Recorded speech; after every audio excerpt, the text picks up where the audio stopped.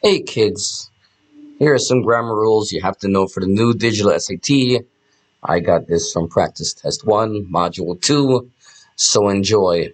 Look, here's a strategy. You get this boring question, alright? Just take the same structure, put it in your own words, make it something you can understand. So, when writing this woman did this. The award-winning book is this, but her writing is blank. Okay, notice I said her writing is, because it's only one piece of writing. So, one piece of writing has been.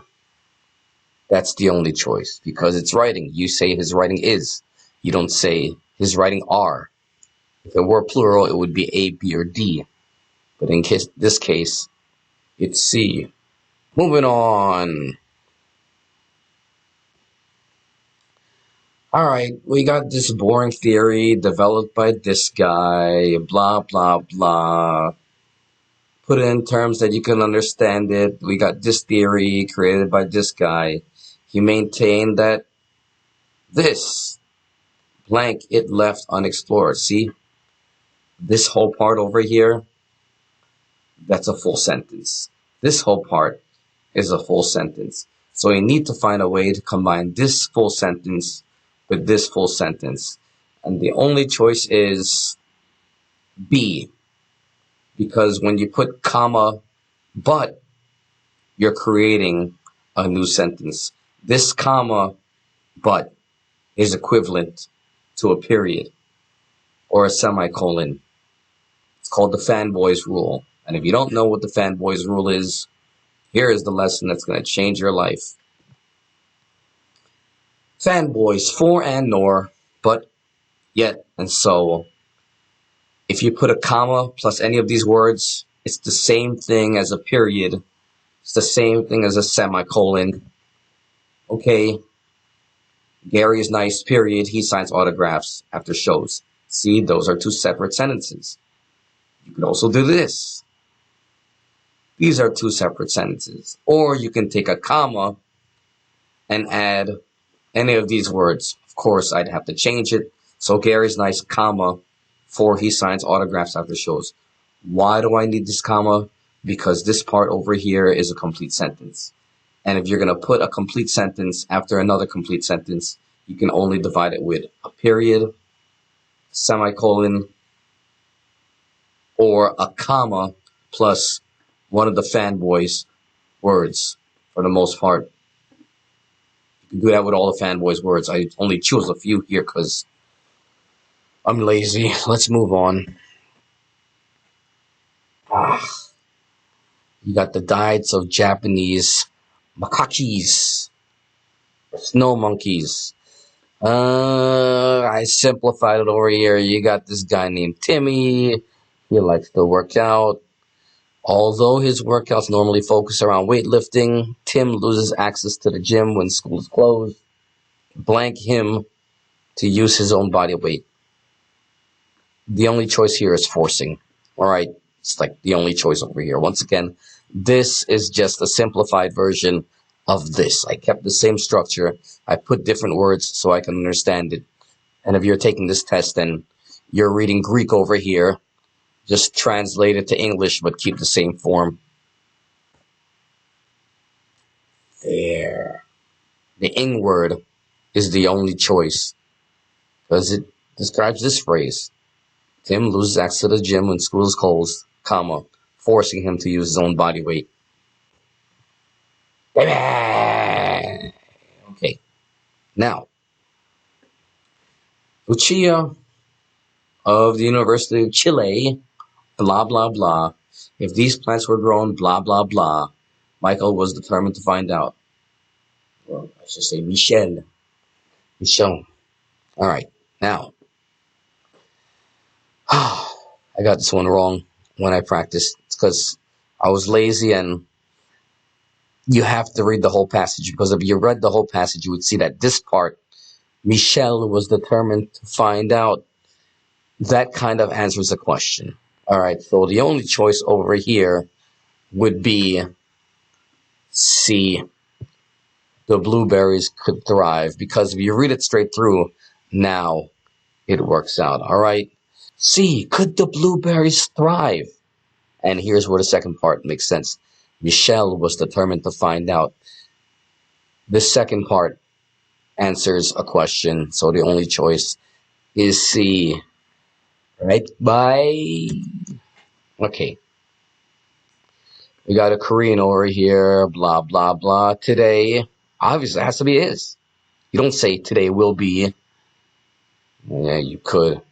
But, yeah, let's just go back to the simple version. So in this exhibition, Kim showed these images. Today, she is considered.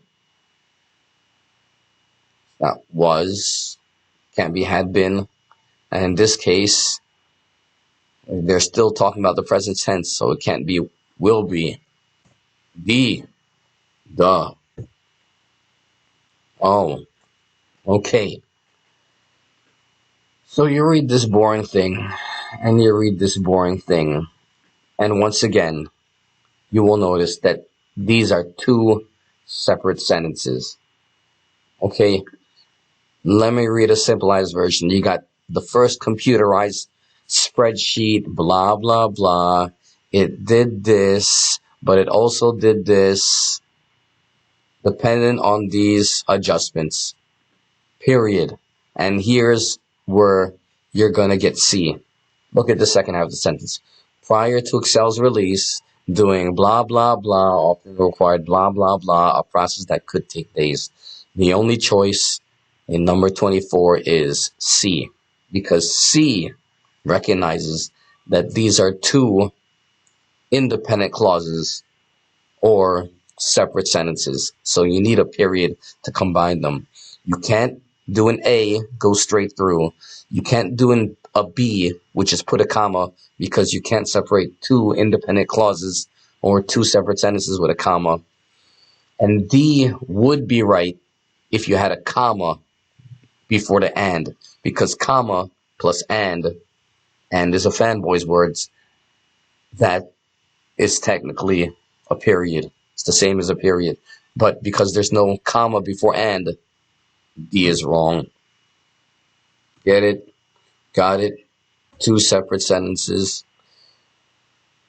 Now we have this. In order to prevent this non-invasive species, blah, blah, blah, she's saying put a lock.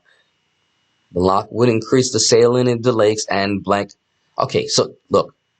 The lock would do this and do this. So the lock would increase and create.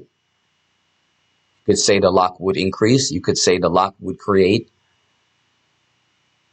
Or you could say the lock would increase and create. Create is the verb that goes with the lock would. Now, despite being cheap, blah, blah, blah, blank, they were made by more non-renewable. Okay. Once again, these are two separate sentences. Despite being cheap, blah, blah, blah, period, they were made from non-renewable petroleum, period. All right, so where's the one with the period? Oh, no, there's no period. There's only colons. So what's the right colon? Here's the answer. Despite being cheap, what is cheap? D, commercial plastics. This thing here in the orange is called a modifying phrase.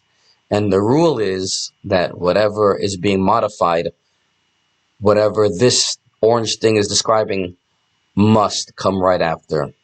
So despite being cheap, you can't say there are two problems. You can't say two problems. You can't say commercial plastics, two associated problems. The only thing that's cheap is the commercial plastics. And they have two associated problems. Colon.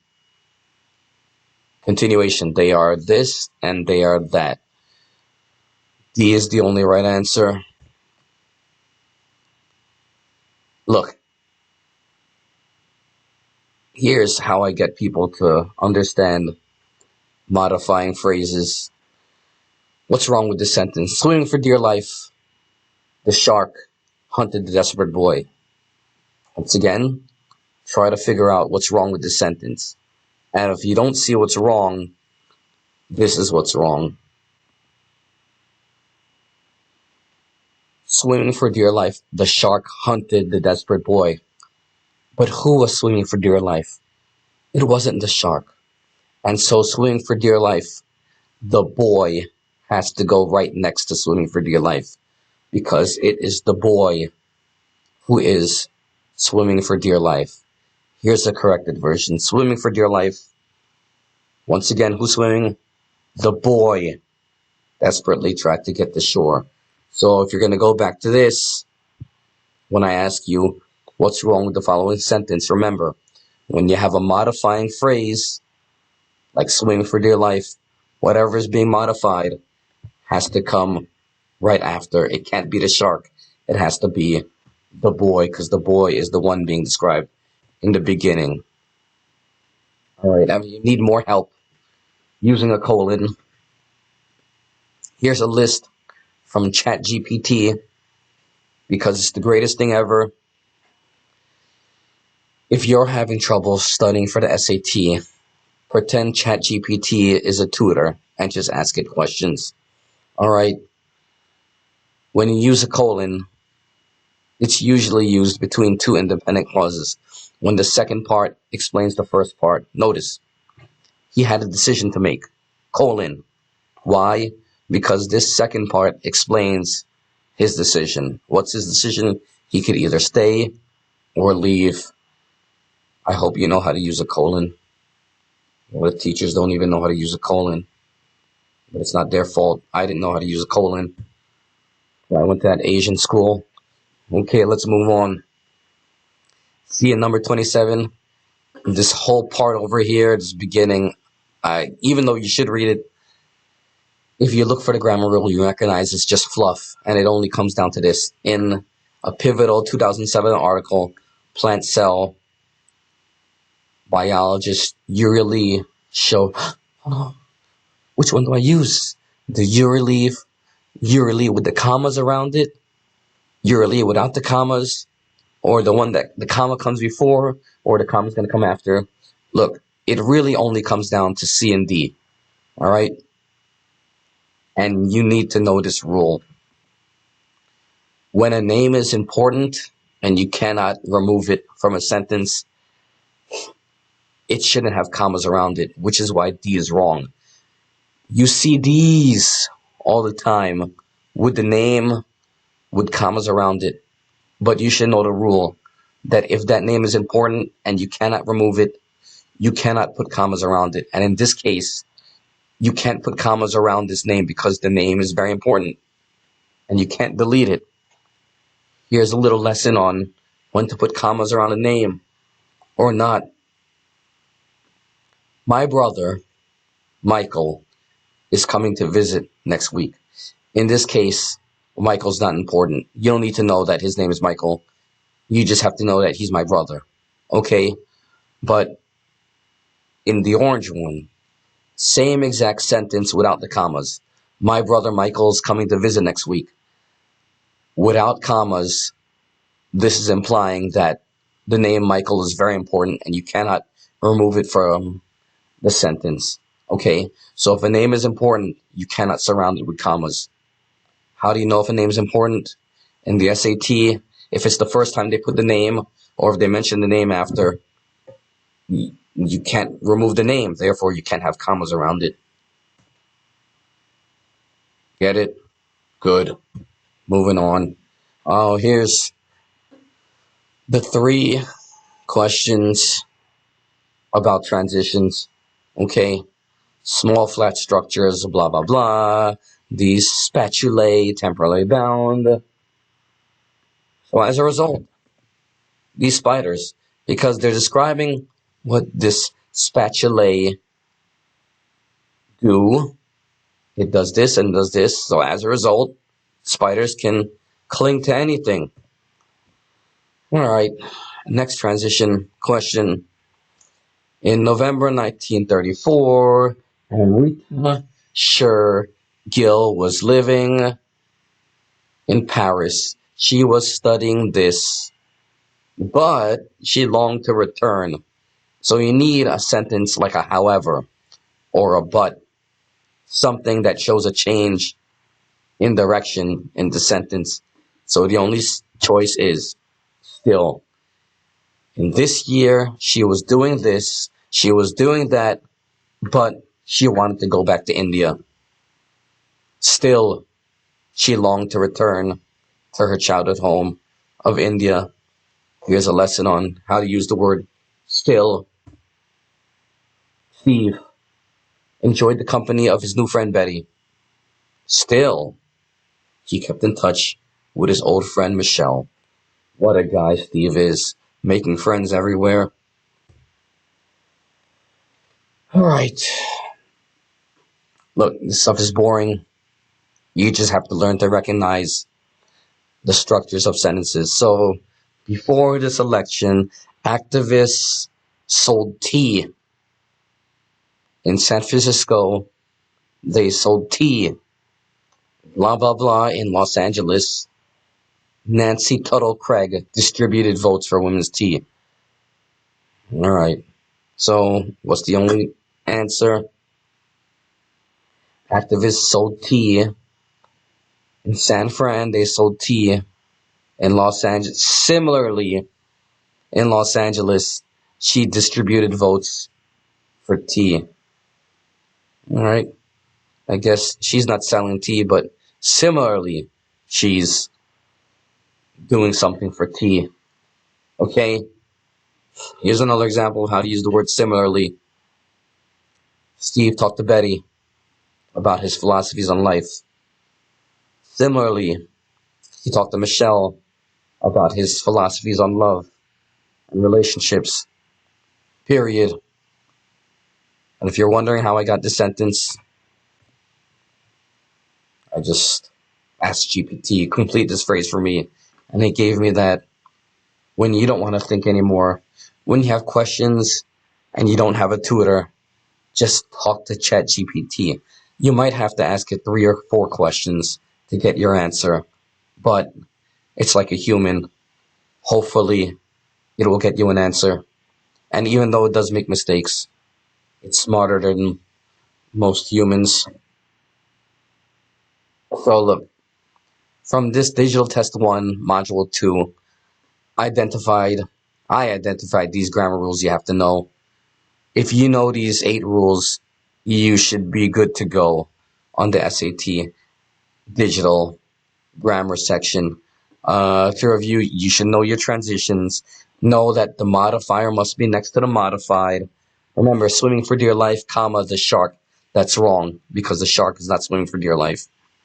You have to know how to use a colon. You have to know the fanboys rule, which is a period is the same as a semicolon, which is the same as a comma plus for, and, nor, but, or, yet, and so. You have to know when to put commas around non-essential clauses, when there's, more importantly, when there are no commas around essential clauses, like important names you can't delete. You have to know your subject-verb agreement, and you have to know proper sentence structure. Good luck, and God bless.